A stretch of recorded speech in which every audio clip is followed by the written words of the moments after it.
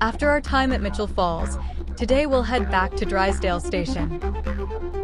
Along the way, we stop to admire exceptional examples of Aboriginal rock art. In the heart of the Kimberley's rugged north lies Munurru, a sacred place of sandstone boulders close to the King Edward River. The two birds head to head, no one has any idea what that represents. It obviously meant something very special to someone, but yeah, the huge Wandjina lying on his side, it's actually it's obviously a very important dietary. That was someone that was really important in their stories.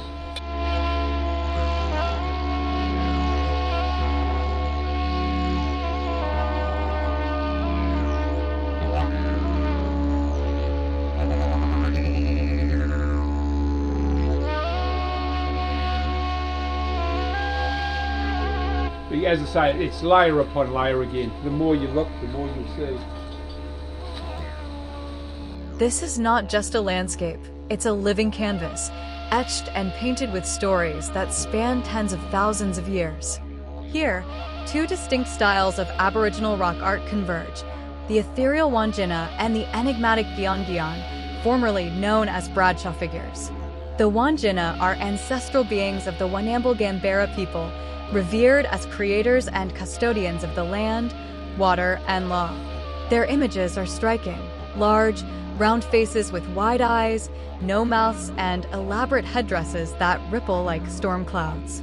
Painted in white ochre with black and red detailing, they often appear in sheltered rock overhangs, protected from the elements.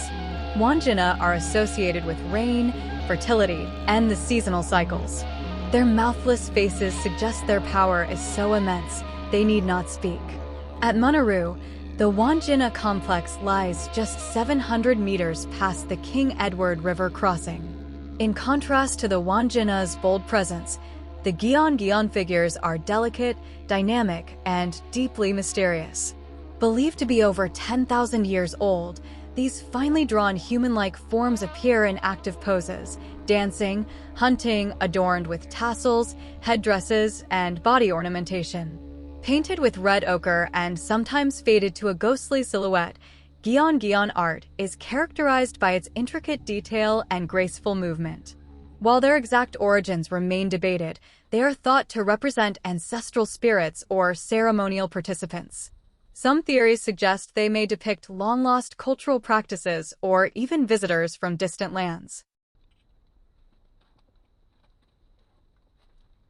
We are joined by a local guide who explains some of the artwork. The long neck we call a bullamara. But you tend not to eat the short neck because it also brings rain as well, because of the two red stripes along his mouth. You bring it out of the water for like 5 to 10 minutes. A big storm cloud would come. Yeah. We only eat the long neck turtle around here, because that's what our old people been tell us to eat. Yeah.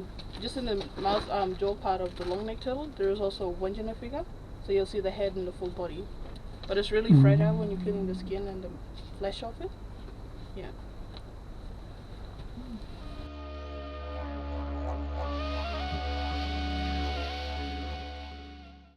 So just at the end there's a scaly-tailed possum.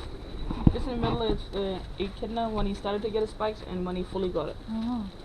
There's a book about them, a little story.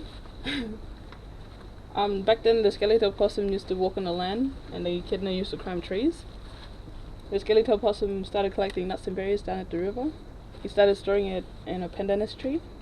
Kept doing that over time until he had a big amount. He went to go back and collect some more and he came back and he saw that all of his nuts and berries have gone. He got really mad. He said, "Oh, who's stealing all my nuts and berries?" So he went to go and collect some more and he came back. He waited on another pandanus tree over until that somebody come along. He waited until he saw the echidna walking past and started climbing up the tree and eating the nuts and berries. He got really mad and he started, he jumped onto the pandanus tree and they had a fight on it. They had a fight for a bit until the scaly-tailed possum ended up pushing the echidna off.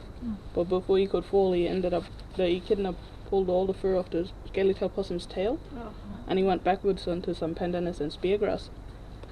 The Wandjina saw what happened He told the echidna not to climb trees no more, that he has to walk on the land.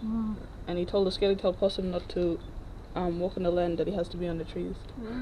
And the moral of the story is not to steal. Yeah.